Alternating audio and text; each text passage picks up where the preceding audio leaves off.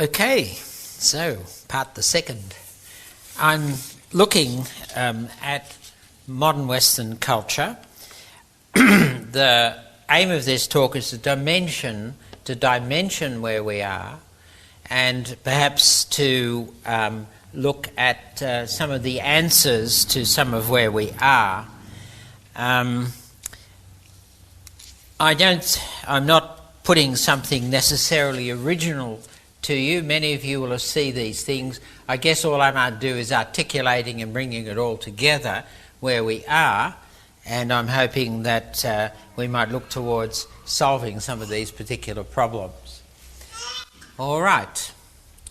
Well, let's start at the beginning. There's been a tremendous cultural shift which has occurred, particularly in the West, over the last 400 years, from, say, the 17th century, which is called the Enlightenment, to the 21st century, and we might call ourselves living in a postmodern period. So we've seen a tremendous shift over those 400 years. From God and the church as a structural part of the lives of people, that everyone, it was part of their reality that there is a God, that these things made sense out of the world that they lived in. And we've moved from there, and an example of that is if you look at every street corner in Europe and even every street corner in Australia, you will see a church. I'm exaggerating, but by and large there have been a heck of a lot of churches built right around the world, particularly in Western culture. Many of them are empty. Some of them are now sold for restaurants, you can have a wedding now, which is a non-church wedding in a church, and have photography and all those kind of things. So you can have the works without all the religious bits thrown in. So we see this everywhere in Western culture, and that is an example of how infused it was. And it's whether you're talking Protestant or whether you're talking Catholic or whatever, you see it everywhere, in fact. We've moved now to, for all practical purposes, I said in the first lecture, to an atheist culture. That is educational, governmental, financial, scientific. Institutions are basically godless, in fact. That's where we've moved. We've come a tremendous shift over those 400 years, which seems to have accelerated like mad since the 1960s particularly. Okay? Cultural Christianity was still very much part of our culture in the 1950s. But our Sunday schools, those of you who are a bit older, right, you will remember the Sunday schools used to be quite large. My wife will tell me that at her church they had 300 kids at Sunday school. And they hired train carriages to go on Sunday school picnics and things like that. That's unheard of today, in fact. And so we've moved, particularly since the 1960s, we've moved to this kind of culture. And it seems to have been accelerating. And many of you will realise that in our culture today, things are just going so quickly. The changing of laws, the changing of what's acceptable, all these kind of things are happening at a phenomenal rate, in fact. It's as if politicians are falling over themselves to find approval for a minority of people, in fact. Here's an example of this. For instance, in The Guardian of last year, the Greens moved to scrap the archaic Lord's Prayer in Senate sittings, and this was reported in The Guardian. Lee Rhiannon says statements at open parliament should include people of all beliefs and faiths. The Lord's Prayer would be abolished from the Senate, the start of Senate sittings, and replaced by a statement that includes religious and non-religious beliefs under a push instigated by the Greens. Well, I'm not sure how you can do that.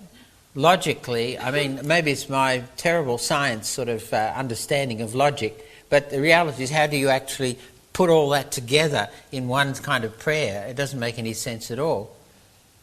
But that's the kind of talk that's there, and I believe that just recently that the Victorian Parliament wants to introduce some of these things as well in the state. In many ways, Victoria is the most progressive, in inverted commas, state in Australia. Okay, so they want to do that. And so, that's just the reference.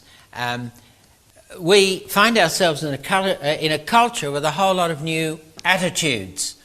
And these include, and these are the words being used, inclusion, and some of these words are being used inside church as well, church communities as well. Inclusion, tolerance, fluidity, autonomy, safe. You often hear now the expression, I don't feel safe anymore, whatever circumstance people find themselves in. Equality is another word that's thrown around a lot. Subjective, opinions rather than truth. Entitlement, these are words thrown around. Feminine or feminist, and human rights. These are the kind of words that are being used in our community in different expressions, but that's the kind of word structure that you hear. As against words which are now considered archaic, words that perhaps some of us have grown up with, but are archaic now. These are binary, objective, form, rational, truth, authority, obedience, hierarchy, and masculine, which is often seen to be, these words are the epitome of that which is masculine, and the epitome of that which is feminine are these new words. And that's the kind of language that we are using in our culture now. And there's been a tremendous shift. Language has power, in fact. Language has power. And this is the kind of thing that we are seeing, and this growth of attitude is very much rapidly happening in our society, in fact.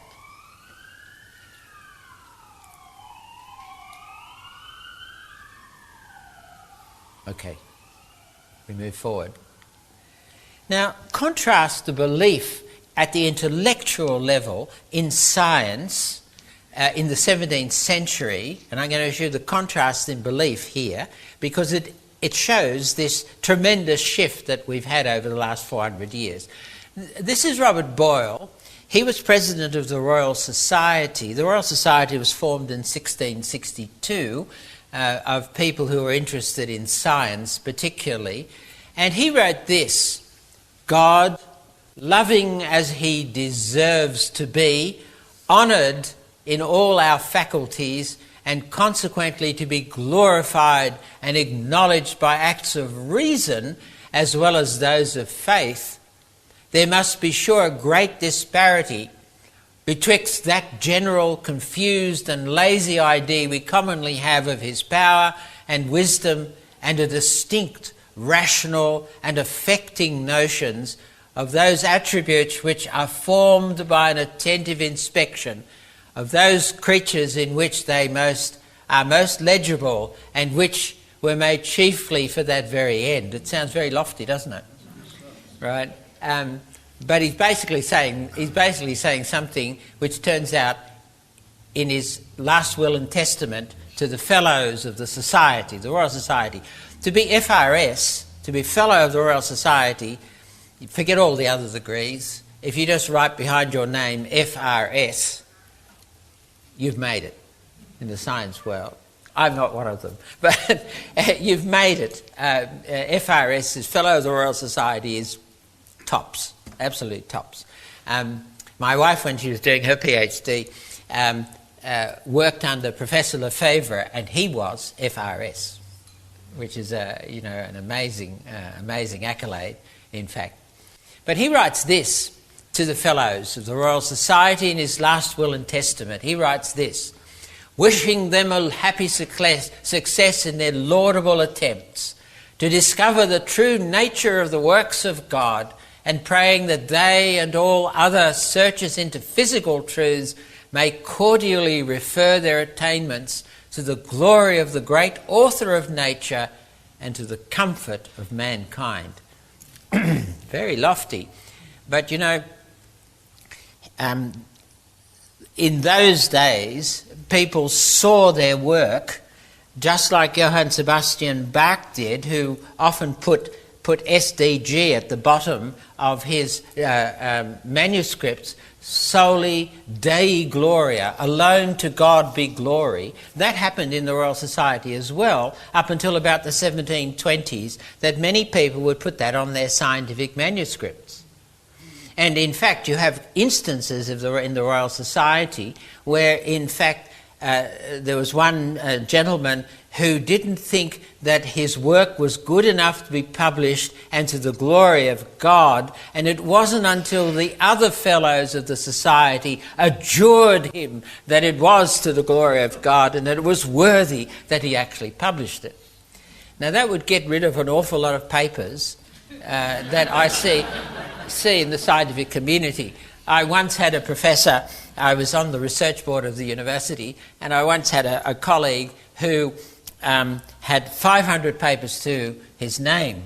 And of course he did that with a lot of his students, and he was a serious academic.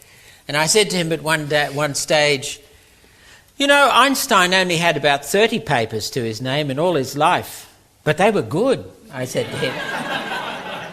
He got the message. The bottom line is not the quantity, it's the quality. And the point here being that it's important that we measure quality, and that's something that the Royal Society did in those early years in relation to their relationship to God. Okay, so there you see the Royal Society then. Let's look at the Royal Society now. The Fellows of the Royal Society in London, this is in a paper in fact, were invited to participate in a survey of attitudes towards religion. They were asked about their beliefs in a personal God, the existence of a supernatural entity, consciousness surviving death, and whether religion and science occupy non-overlapping magisteria. Overwhelmingly, the majority of fellows affirmed strong opposition to the belief in a personal God and to the existence of a supernatural entity and to survival of death. A complete turnaround in that time. So I'm just using an example of the tremendous change that has occurred by the fellows. In fact, there was an article at one stage where they wanted to change many of their rules which included the existence of God because it was no longer seen to be relevant in the society. So there's an example in, if you like, at the very high level. The interesting thing is that Professor Peter Harrison, who's at UQ, University of Queensland today, Professor of History and Philosophy of Science, has written several books where he's pointed out, in these books these have been published by Cambridge and that kind of intellectual sphere. They're very well written and they're very well argued books. He argues, in fact, that the so-called war that people talk about between science and religion was simply not there historically. That is a modern way of talking about the relationship between science and religion. He writes this: when examined closely, the historical record simply does not bear out this model of enduring warfare. For much of the time, religion has facilitated scientific endeavour. In fact, thus religious ideas inform and underpin science investigation. Those pursuing science who are often motivated by religious impulses, religious institutions frequently turn out to have been the chief source of support for scientific enterprises. And in its infancy, science established itself by appealing to religious values. Isaac Newton, for example, contended that discussion of the existence of God was a legitimate part of the formal study of nature, a view that few, if any, 21st century scientists would subscribe to.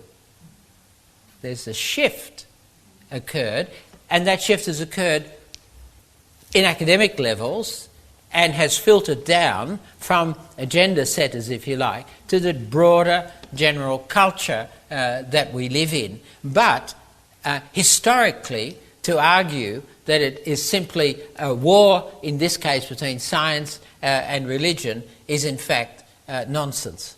It's that simple. But that's the kind of story you hear often in the media, that this is so, or it's not so. And people hold views which are not correct. Contrast on the one hand that we are remarkable. So Paul Davies writes, how has this come about? Somehow the universe has engineered not just its own awareness but its own comprehension. Mindless blundering atoms have conspired to make not just life, not just mind, but understanding. And I said this to you in the first lecture. Here we are, a collocation of atoms, and we're making sense of all the other collocations of atoms, and we comprehend them. And we comprehend and we understand it. That's quite remarkable, actually, in its own way. And he sees that very clearly, though not a Christian.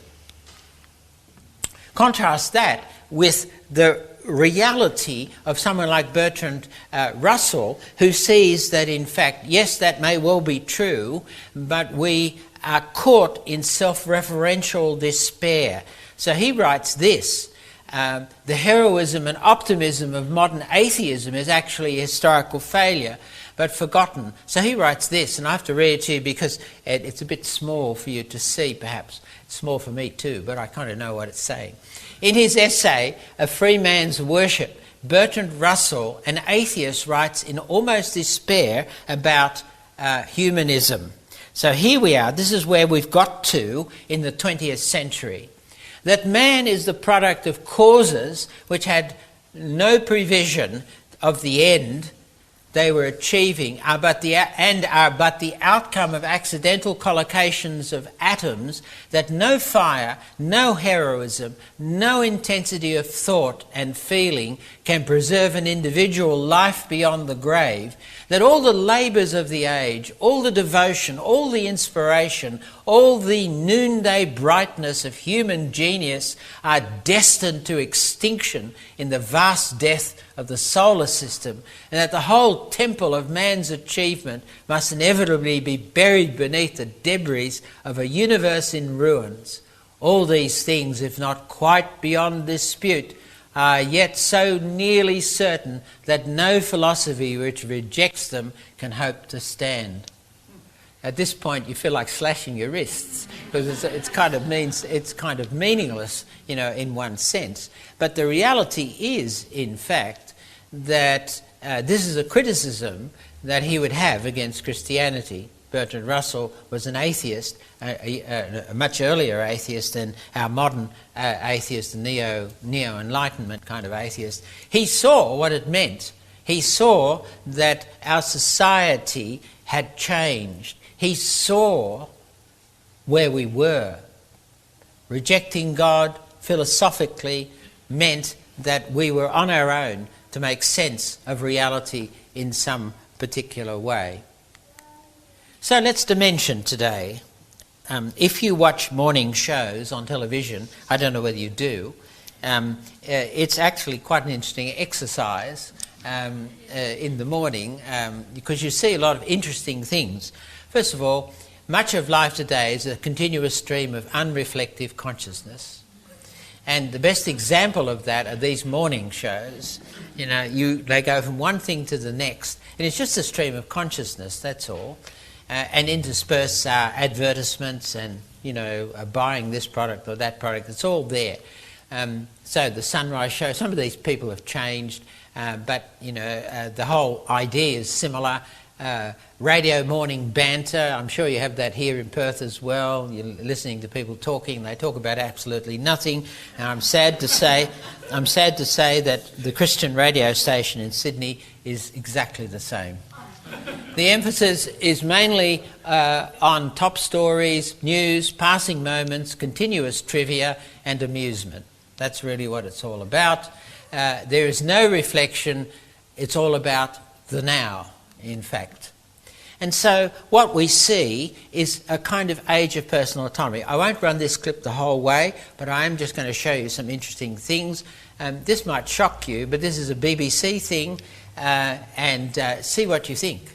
Right? This is part of this personal autonomy now. That's part of this consciousness stream. So let's see if we can do this. Lovely to see you both. Thank you very much indeed for coming in today. Why?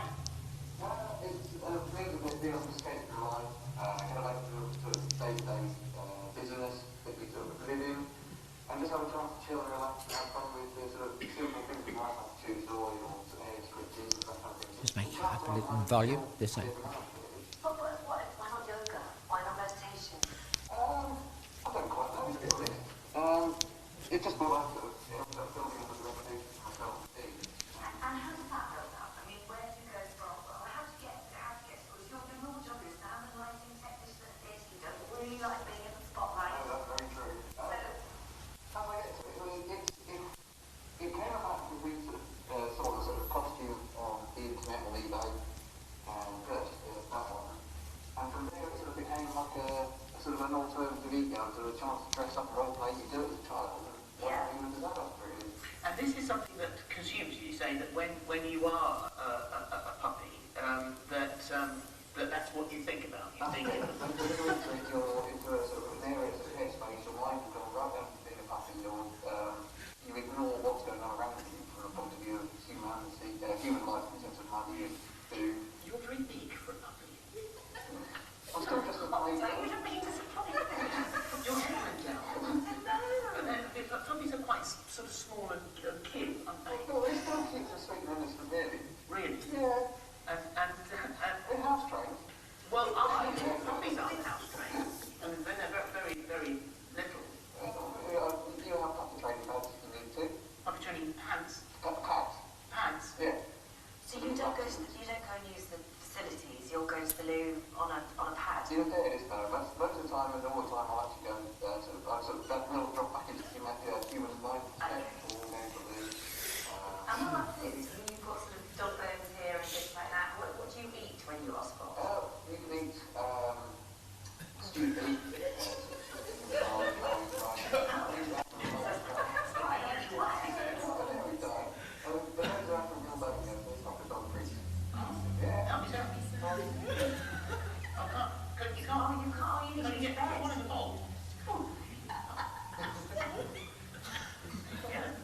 So whilst he's having his treat, because he's been very good puppy so far, that you were engaged. So how much of this did you know?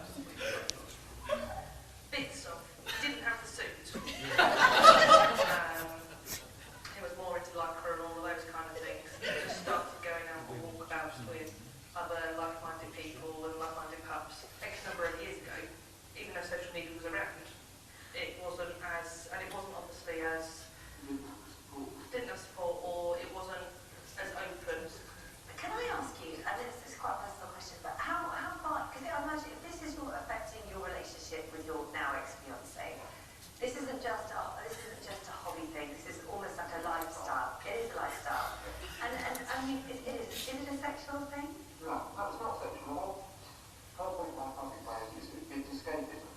To get away from sort of money rather than sort of a hectic lifestyle that most of us have these days. Yeah.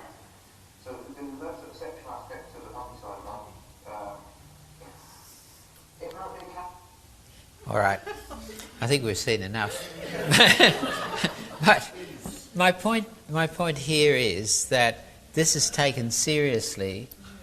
The BBC, no less, a morning show, taking this seriously, watching him eat his dog biscuits, talking about the fact that the woman next to him is his ex-fiancée, and how does that all work, and all these kind of things. And you sit there and you think to yourself, what on earth, right, does all of this mean? You see, and that's the age of personal autonomy, for example. Now I want to show you another clip, which will take back 4 minutes. And this is quite interesting. This clip ask the question, is it possible to be wrong? Because in our society, the worst thing you can do is tell people that there's something wrong, that they are wrong. You can't do that. And so this is very interesting. Let me just...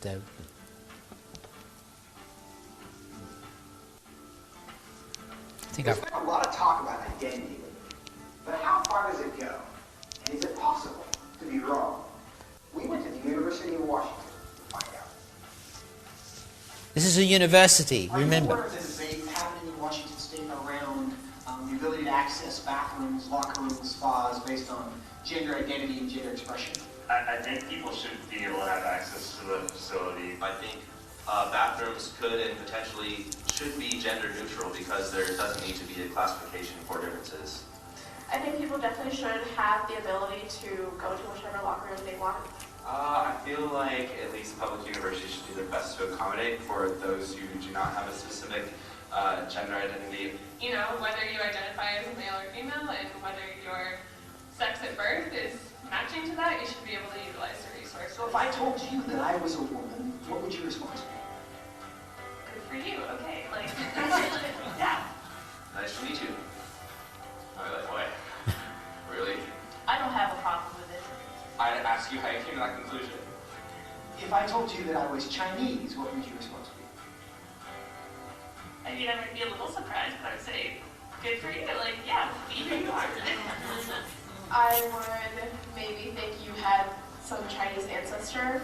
I would ask you how you still came to that conclusion and why you came to that conclusion. I would have a lot of questions, just because on the outside I would assume that you're a white man. If I told you that I was 7 years old, what would your response be? I wouldn't believe that immediately. I probably wouldn't believe it, but it wouldn't really bother me that much to go out of my way and tell you, no, you're wrong. I'd just be like, oh, okay, he wants to be 7 years old. You feel 7 at heart, but it's so big, good for you. So if I wanted to enroll in a first grade class, do you think I should be allowed to?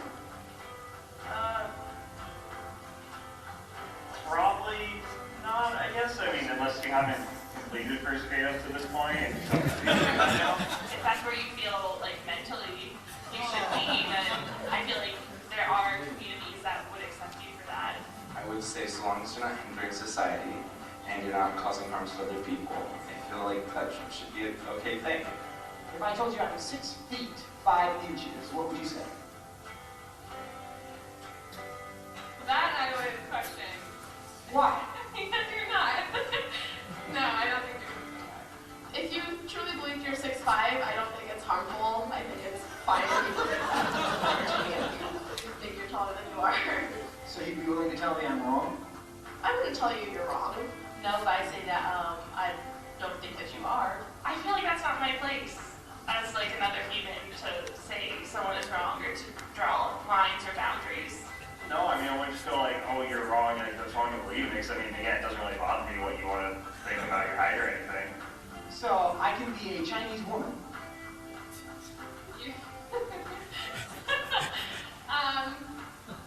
Sure. But I can't be a 6'5" Chinese woman. Yes.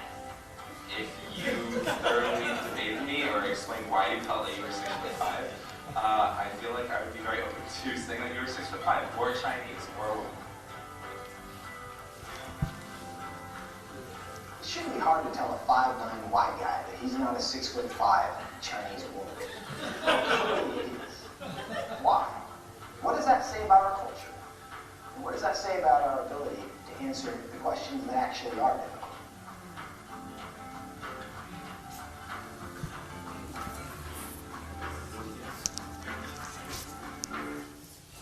I showed you that clip because I'm trying to dimension our culture in some way. And here we are at a university in America, admittedly, but at a university, and where people had difficulty in saying there were certain things that were right and wrong that were even obvious. Okay, and he acknowledges there are difficult questions, that's true. But simple questions like, I'm taller than I look, I'm younger than I look, all these kind of things, nobody wanted to really contest, his particular point of view. And that's a worry, because what it means, it's the age of personal autonomy. You know, whatever you feel is right is right. That's where we are. All right. So the average person today at one level is disconnection, displacement, sentimentality, what makes you feel good, comfort, personal peace. These are some of the words that one would use to describe our culture as such. Apathy, happiness for some, therapy, very therapeutic culture we are in. And in L'Abri we're finding a lot of students coming for therapy. Not necessary to ask the questions about life, meaning, whatever. It's often about therapy. Emotion trumps reason. That's a very important one, in fact. We have moved from cognitive, which is to do with the head, to affective, A-F-F-E-C-T-I-O-N, affective, which is to do with how your emotion and your thinking. I'll give you an example of this. In a debate about homosexuality, one side got up, a man got up, and he argued against homosexuality as something that should be normalised for a culture. Gave all sorts of arguments for, why we shouldn't be doing this or contemplating this. He wasn't against homosexuality, he was simply against normalising it as something that in a culture. Then a lesbian woman got up and she said, "Last night my partner came home, we had a wonderful glass of wine together, the meal we cooked was lovely, time we had together was wonderful, and this man wants to stop that." Who won the debate? Because it's emotion which trumps reason. That's where we are in our culture, you see? It's emotion which trumps reason. Now, emotion's important. I'm not denying the importance of emotion. Don't hear me saying that. But I'm also saying that unless you couple that to the reasonableness to reason, you don't get the proper balance. If it's all reason and no emotion, you've got it wrong. If it's all emotion and no reason, you've got it wrong as well. The Bible holds both together, in fact. And that's important to understand. And so emotion trumps reason is something very deep in our culture now. Consensual sexual freedom is very important in our culture. Truth is replaced with opinion. There is no truth. All you're left with is opinion. That's where we are.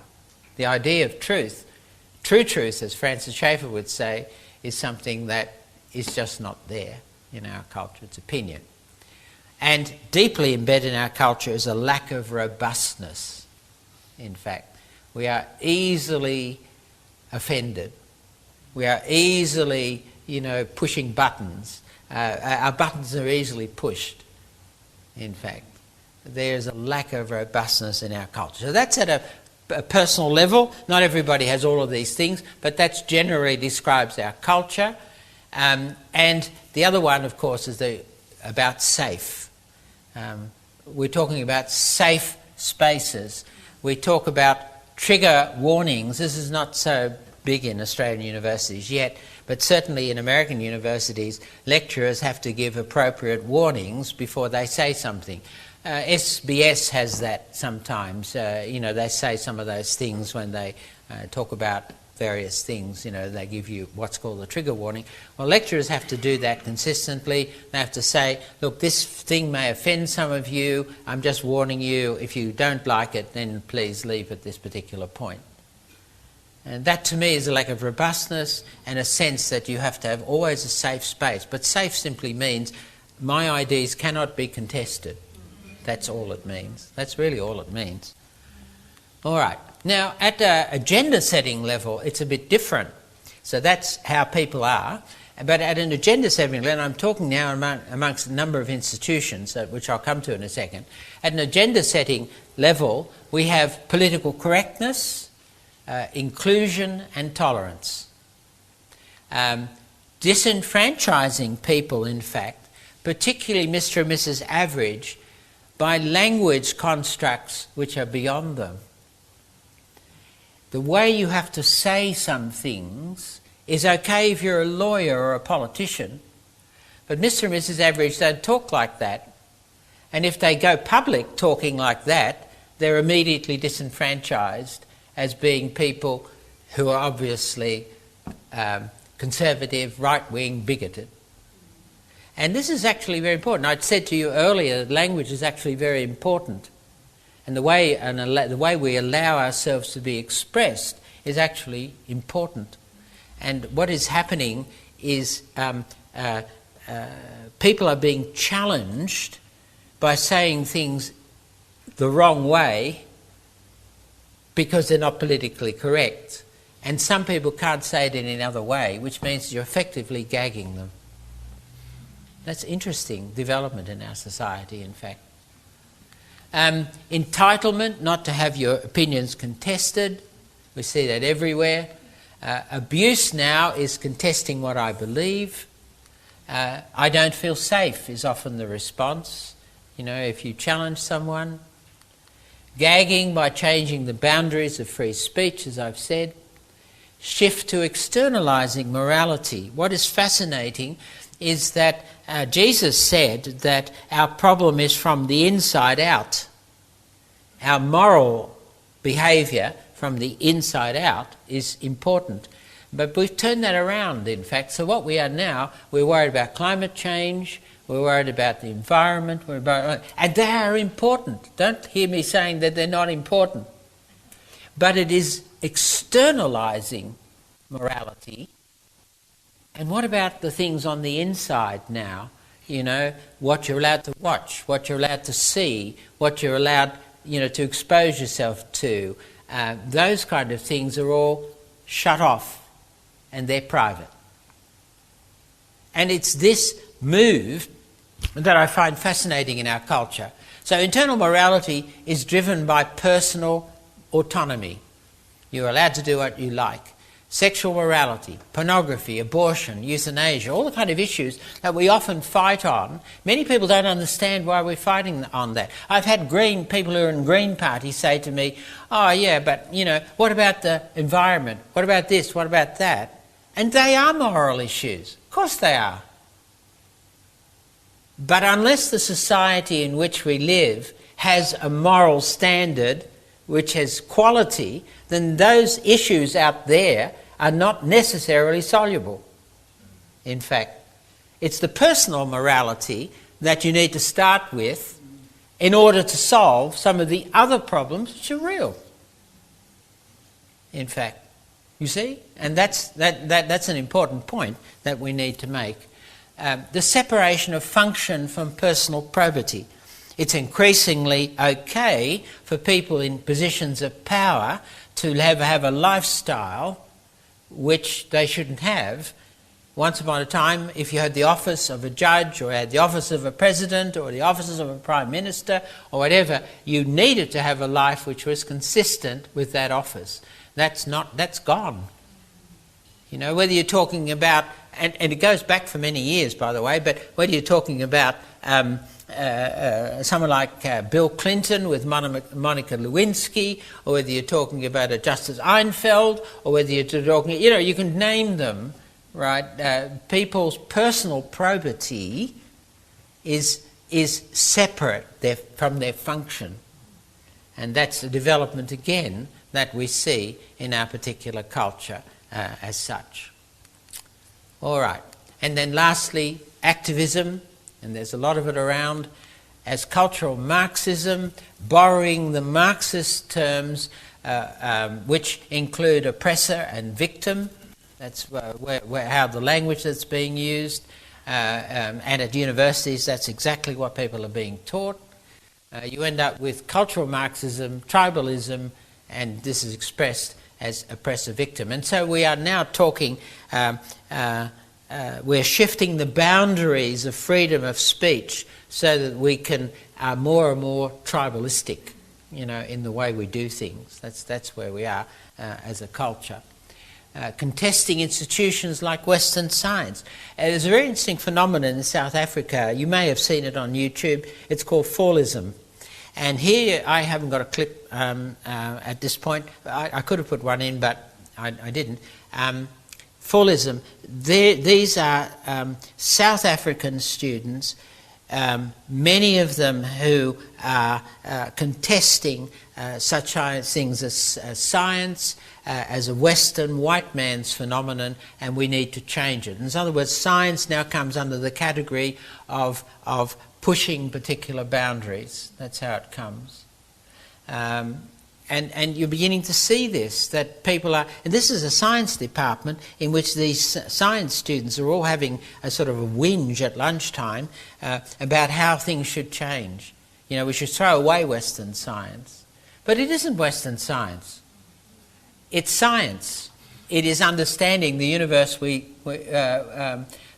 how it is. And yes, the individuals doing it may have all sorts of worldviews, which is true. They may well have all sorts of worldviews.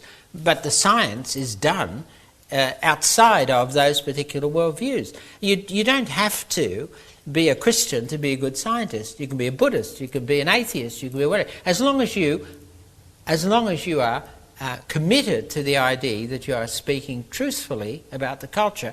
And believe me, science journals, if you falsify your results, you are an absolute anathema in the science world. It's about truth.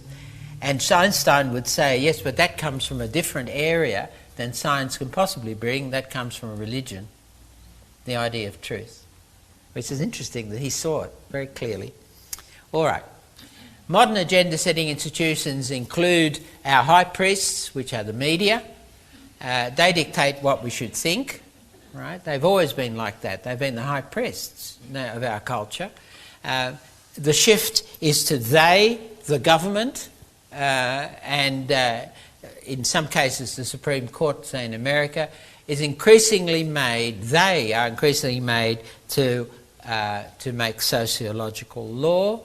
But there are other things. So they've made marriage equality and family and abortion and euthanasia and so I'm not, you know, that's where we're going in our culture. And of course we're also, any of you will realise that we're drowning in paperwork increasingly. I don't know whether you've noticed that.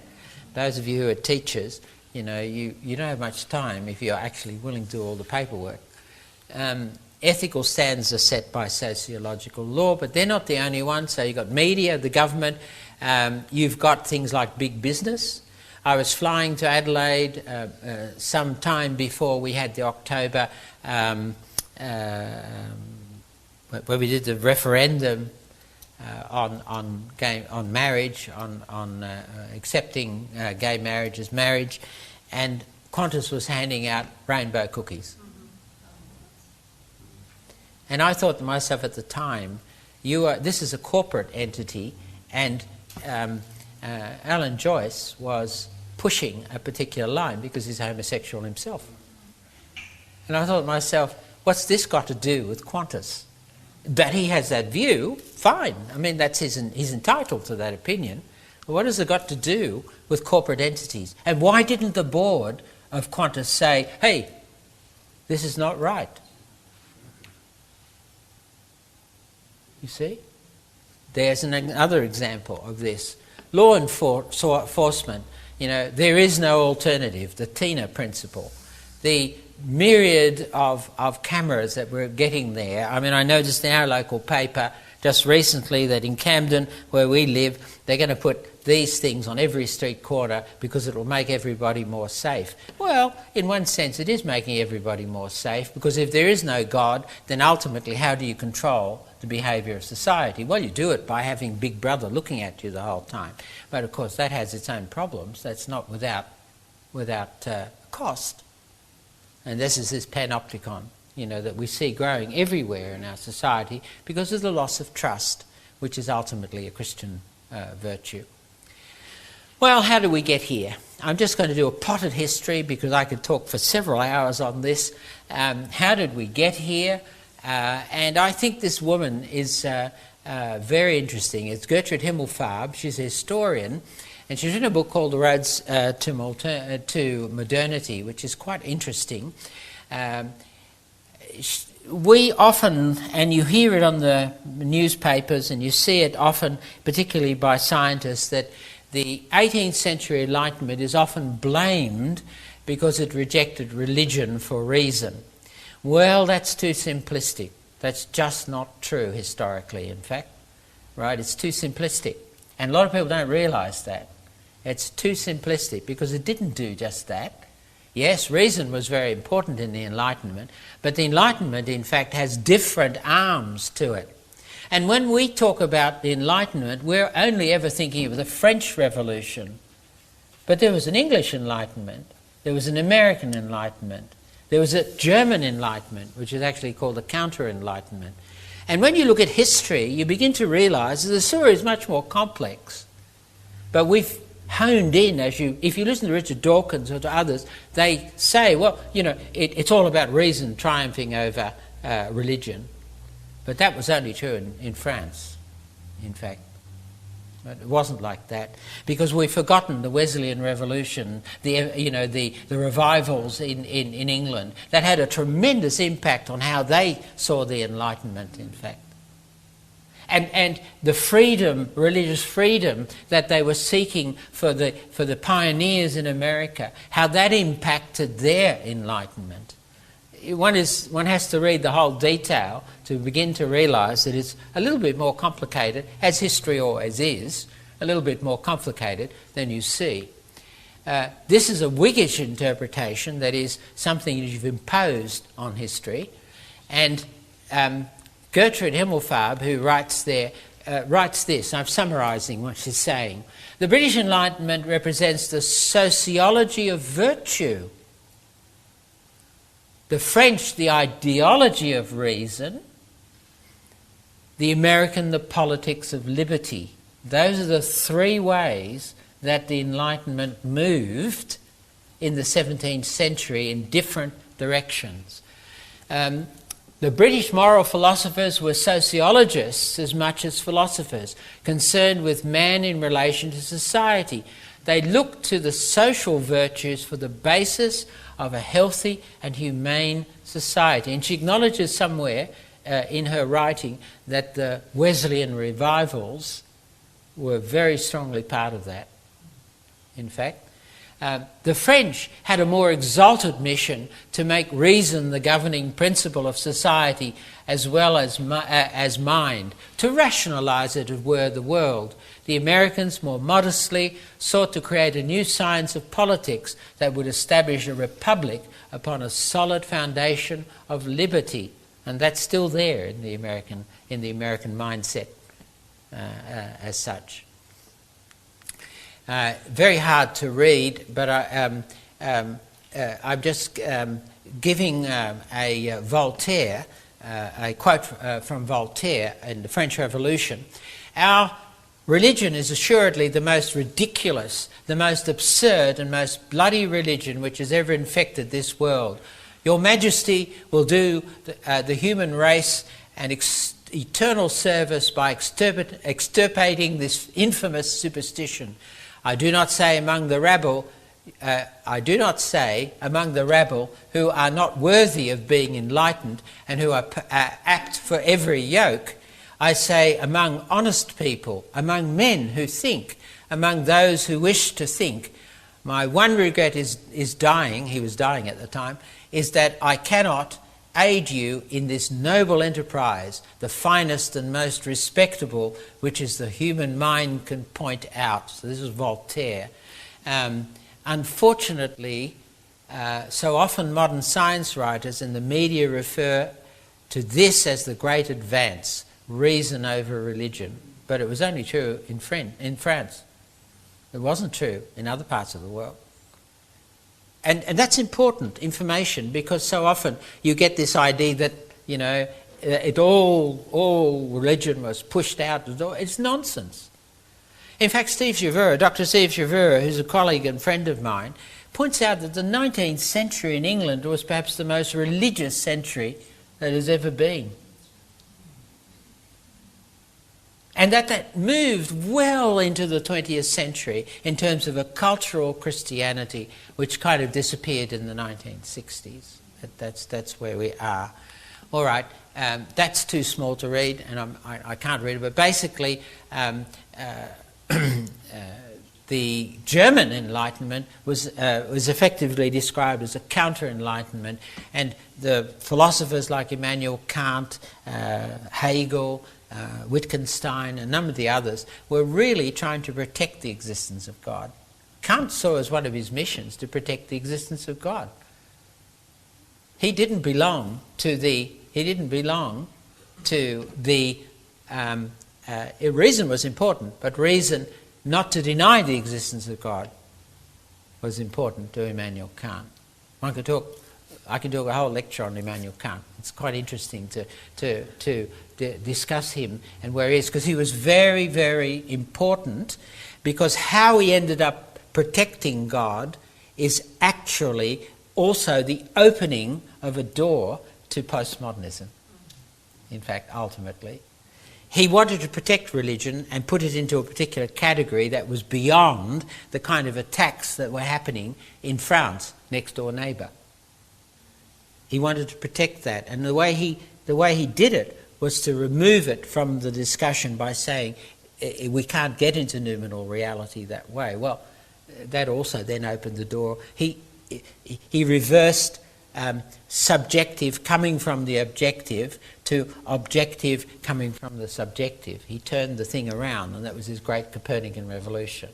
But more about that if you want at lunchtime. This is quite interesting. But these are the kind of things that happened in the background. But you know, the real problem isn't reason over revelation. The real problem is the loss of biblical authority.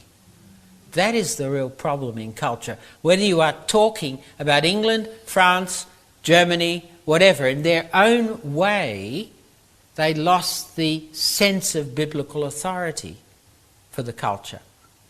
And so you get, the trouble with all of this is the complicated separation of the Bible as the source for knowledge about God. So the German philosophers all argued that God existed, but all argued from their own philosophy how God existed. And others always argued from their own position. People lost the idea that there is biblical revelation that needed to be included in the discussion in terms of extrapolation that there is a God of some sort. That's what was lost. God did not disappear from society in the Enlightenment, not at least until the 20th century. The 19th century is arguably the most religious in England, certainly. The knowledge of God and his existence becomes an unintended victim of human reason and philosophical argument. That's what's happened. That's why we are where we are, today. And of course, you get to a point where, in fact, the existence of God is arbitrary, and you lose God, the idea of God altogether. And that's what has happened in our culture. In England, there is a growing deism or deism, reason over revelation amongst intellectuals. It wasn't respectable to deny the existence of God, but if you believed that God started the world and then went on a long holiday, which is basically deism, you could be acceptable in society. And people like Darwin would have been in that kind of worldview, and there would have been others as well. Respectable, but not quite, no longer Christian, or no longer understanding the impact of revelation to the discussion, in fact. The publication of Charles Darwin's Origin of Species in 1859, promoted by the atheist Thomas Huxley, fell increasingly on fertile doubts and disillusionment in culture. So it's a growing doubt, growing disillusionment, a growing disillusionment in the veracity of Scripture, in the truth of it. Science brought its information to the table. Philosophy did. Various things brought it to the table. But ultimately, the idea that the revelation from God would have been nice on the table as well, to actually understand who this God is, would have helped tremendously, in fact, as such. this is a long parable. You know, many of you know that Friedrich Nietzsche has this famous clause, God is dead. But many of you don't realise that in fact it's a summary. It's not in fact a statement. This was part of a parable he told. He saw what had happened in society. He saw the problems that actually the lack of the God's existence would create in society. Right? I mean, he himself was the son of a pastor. So, have you not heard, I'll just read a little bit of this, it's quite fascinating. It comes out of his book, The Gay Science. But if you go to the bookshops, it's no longer called The Gay Science, it's now called The Joyous Science, because the word gay has taken on a different meaning. But his book was actually entitled The Gay Science, and it had nothing to do with homosexuality. Nothing. It was fascinating. So this parable of this madman. Have you not heard of that madman who lit a lantern in the bright morning hours, ran to the marketplace and cried incessantly, I'm looking for God! I'm looking for God! As many of those who did not believe in God were standing there together, he excited considerable laughter. Have you lost him then? Said one. Did he lose his way like a child? Said another. Or is he hiding? Is he afraid of us? Has he gone on a voyage or emigrated? Thus they shouted and laughed. The madman sprang into their midst and pierced them with his glances. God is dead. That's where it comes from. It comes out of it. God is dead. God remains dead, and we have killed him. How shall we, murderers of all murderers, console ourselves? That which was the holiest and mightiest of all that the world has yet possessed has bled to death under our knives. Who will wipe this blood of us? With what water could we purify ourselves? What festivals of atonement, what sacred games shall we need to invent?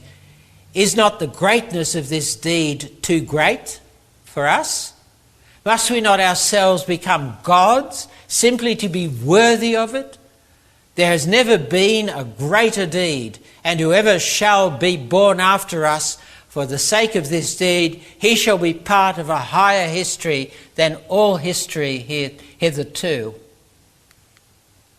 Here the madman fell silent, regarded his listeners, and they too were silent and stared at him in astonishment. At last he threw his lantern to the ground, and it broke and went out. I have come too early, he said to them. My time has not yet come. The tremendous event is still on its way, still travelling. Lightning and thunder requires time. The light of the stars requires time. Deeds require time even after they are done, before they can be seen and heard. This deed is still more distant from them than the distant stars, and yet they have done it themselves. It's very profound. It's very profound. He saw what philosophy, what the culture had done to itself. And so this is a conclusion. This is not it's a conclusion of the society that was there. And that's how we've arrived where we are in the 20th century, in fact. Thus the modern worldview. There is a God, there is no God, there is no final authority, there are no absolutes for morals, no cosmic meaning, value and significance, no final knowledge. We struggle therefore to find our own identity. We have a confused anthropology that is a vision of humanity. It's confused. We are just complex biological machines. We need to take charge of our own evolution. You hear people like Sam Harris, for instance, who's a neurobiologist, and he will argue, in fact, the need for us to take charge of our own evolution. My worry all the time is with all the brokenness in the world, who can you finally trust to do that? I can't trust anyone to do that, in fact. Life is about power, a struggle between victim and oppressor. Gender is arbitrary. Meaning is an illusion generated by an evolutionary, oversized brain. That is where we are in our culture. Einstein is interesting. Though he wasn't a card-carrying believer of a personal God, he was nevertheless reflective. And he saw the need, he saw there was eternity in our hearts. And he writes this in Einstein and Religion by Max Jammer. It is a different question whether belief in a personal God should be contested. Freud endorses this view in his latest publication. I myself would never engage in such a task, for such a belief, that is a belief in a personal God, seems to me preferable to the lack of any transcendental outlook on life. And I wonder whether anyone can ever successfully render to the majority of mankind a more sublime means in order to satisfy its metaphysical needs. He understood the need for us to have answers to these questions of who am I and where do I fit in the world. Though he didn't believe in a personal God, he wouldn't contest that because it was better than nothing. That's basically what he's saying. The answer? Well, let me finish with this. Our modern existence is like a book, and this is an illustration due to Francis Schaeffer. It's like a book with pages missing, but a stub along the spine left with some words on it. So you have this image of a book. You imagine that the pages have been cut away, but there's a stub in the spine, and there are just a few words here, a few words there, a few words here, a few words there. Right? That's the kind of reality we are in. In fact, as one of my other L'Abri colleagues said, it's like going to a movie theatre after it has begun and leaving before the movie finishes and having to make sense of it in the middle. That's existentialism. That's modern existentialism. We didn't see the beginning, we don't see the end, let's make something of it in the middle. In fact, so we have this stub of reality. And then you go to the attic, and you discover these pages in a box somewhere, a dusty old box somewhere, and you pick these pages up and you line them up with the spine in the book, and suddenly the whole lot begins to make sense. That's the story of the Scripture, and that is the remarkable thing that we find in Scripture. We know there must be more to the story. Why? Because we see all the lines and all the half bits and pieces that are left on the spine, a little bit of the story that we have. Some deep angst that somehow we remain significant and that there is ultimate meaning. For most of us, we would like that to be true. In fact, few of us can live as if there's no meaning. In fact, you can't. I remember talking to Sydney University. I was talking to the Atheist Club. They'd invited me to speak to the Atheist Club, which is really a great honour. I loved it. I quite enjoyed it. We had a lot of fun together. And I said to them one evening, it's again a Schaefferian kind of thing. I said to them, next time you take your girlfriend in your arms, or the other way around, if you take your boyfriend in your arms and you're passionate about each other, just tell yourself that you are just the collocation of atoms and that this is but a mere hormonal response. I said it kind of robs the moment, doesn't it? and that's where we are, because you can't live like that. You can't live like that. You can't live. Somewhere in the back of your mind you have to think, well, there must be something that makes sense out of this reality in some way. That's there, and it's there because we're human. It's what the Bible calls eternity in our hearts. That's really what is there. So there's some deep angst that somehow we remain significant and that there is ultimate meaning of some sort. If only we could discover the missing pages and could have a holistic answer to our human story and the form of the universe we live in. Well, the Christian message is just that. The Bible offers us the missing pages, which fit exactly the remaining stubs in the book of life. C.S. Lewis, great thinker, didn't start life as a Christian at all, but he writes this about atheism. Supposing there was no intelligence behind the universe, no creative mind. In that case, nobody designed my brain for the purpose of thinking. It is merely that when the atoms inside my skull happen, for physical or chemical reasons, to arrange themselves in a certain way, this gives me, as a byproduct, the sensation I call thought. But if so, how can I trust my own thinking to be true? It's like upsetting a milk jug and hoping that the way it splashes itself will give you a map of London. But if I can't trust my own thinking, of course I can't trust my arguments or the arguments leading to atheism, and therefore have no reason to be an atheist or anything else. Unless I believe in God, I cannot believe in thought, so I can never use thought to disbelieve in God. I believe in Christianity as I believe that the sun has risen, not only because I see it, but because I see everything else. You see, that's C.S. Lewis's summary, and I rest my case. I'm hoping that you realise that the missing pages of our culture, all the problems that I've highlighted, that where we are today, and how we've got there, and how we've no longer held to the value of the Scripture, to the authority of Scripture, and how that answers the very questions that we have as humankind and who we are and where we fit and why it's all so broken. I'm hoping I've given you the case for that. Amen. Thank you.